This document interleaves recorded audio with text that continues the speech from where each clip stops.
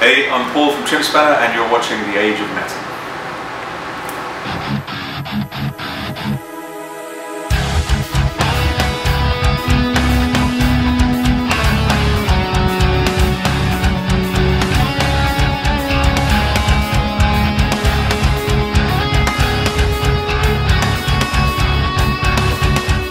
Hey guys, this is Elson with The Age of Metal. I'm here with Paul Ortiz of Chimp Spanner. How's it going, man? Yeah, it's going good. Very hot, retired. Yeah. Let's talk about the tour. So this is your first US tour. How did you get put on this tour? I'm gonna say I don't know. It's kind of like I just got a suggestion, like a proposition from Nathan over basically just said, like, in theory, how would you feel about doing a US tour? And I just said yes to it without any thought as to how it would actually happen. And then as things sort of start to come together, I've had a lot of help from Century in agreeing to let me use part of Loomis's band to help me play. And yeah, the rest of it really just sort of fell into place for me. So, touring with the likes of, the Contortionist, Seven Eyes and Horns, and Jeff Loomis, the tour must be like it must be a great US tour. Debut, right? It's a really good lineup. Like, it's kind of cool when every night you get to watch a whole bunch of bands play that you also really enjoy them musically and stuff as well. The musicianship is just like amazing across all the bands and stuff. So, what was the fans' reaction to you so far? It's been really good, man. Like, I think a lot of people are just quite excited because it's it's like a British export, and whenever you get someone come over from far away, it's kind of like a cool new thing and stuff. But yeah, I mean, it's been good to play to people that have been following me since the very beginning. Like, some of them remember me from like NX forums 10, 11 years ago, and then you've got the other half of them that have just found out about me in the last month, 2 months, and have kind of been listening ahead of time, and they're really stoked to see it as well. So yeah, the reactions have been really good. So being that you write everything in Chimp Spanner and in the project Chimp Spanner, is it difficult to transition from studio work to live? Yeah, a little bit. Like with the full-length album at the Dream's Edge, I hadn't written it with any live performance in mind at all. So there were some things that didn't work out so well, like massive expanses of ambience and stuff. No thought as to like what we would do when that was going on. And then with the EP, I was writing a bit more with live in mind, so sort of just writing things in such a way that they would flow better and would be a little bit easier to play. So it's growing in terms of like how I'm approaching it for the stage.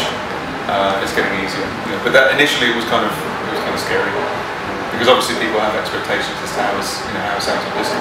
Like, can 4 guys on stage pull this off? But no, it's gone better than expected. What made you want to create Chimp Spanner? I don't know. I guess I don't really know anything else to do. It's both my parents are musicians, so I grew up watching them write and record together. So I was always going to do something with music. And yeah, I just had a love for it and a passion for it, and it kind of grew into this silly named project. What are some of your influences for Chimp Spanner? Well, again, my parents, first and foremost. I spent the most part of my life just listening to them do their thing and just sort of soaking up everything they were doing, even down to like the recording techniques and stuff. They started me off very early, just teaching me how to use stuff. And the metal side of things has been kind of a recent thing for me.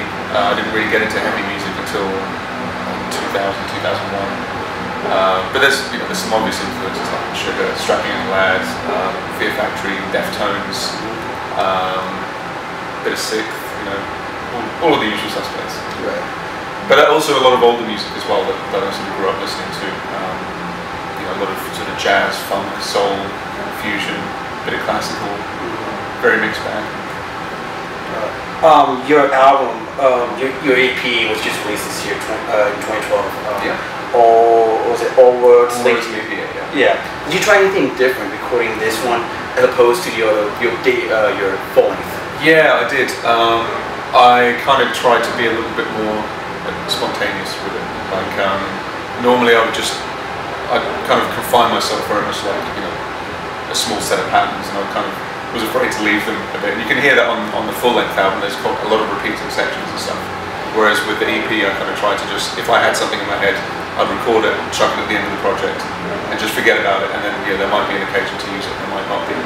And like in the case of Mobius, the 3-part song, there was like another maybe 5 minutes of material that didn't get used in that song because I was just like spitting it out and just getting it down, which I would never usually do. It's like if I write something, or if I used to write something and I wouldn't use it, I'd just delete it, which is a really stupid thing to do.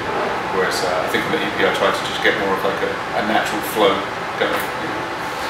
Being that you just released the EP, is there possibly another full-length album in the future? Yeah, that's what I'm working on at the moment at home.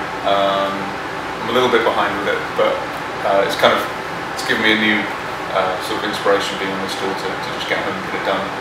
A lot of new ideas and stuff. That's the thing I find when I'm away from the studio. I get all my ideas. When I'm actually in it, I sort of sit there bang my head against what I have to say. Okay. But I think I'm going to go home pretty energized and invigorated. You sound, some fans call it, like the word gent. I mean, do you, when it comes to gent, did you like being called that? Do you feel like Jim Spanner is... It doesn't bother me really, you know. I know a lot of people get really kind of arsy about it, but it's a very broad term, and it's useful to be able to categorise yourself, I guess. You know, I wouldn't just call myself metal because it's very far from it most of the time. So gent, yeah, it's just another term for a sort of melding together of like metal, prog, ambient. I'm fine with it, you know. So you do a lot of other projects. I mean, you played with the band Monuments at one point. Yeah, that's right.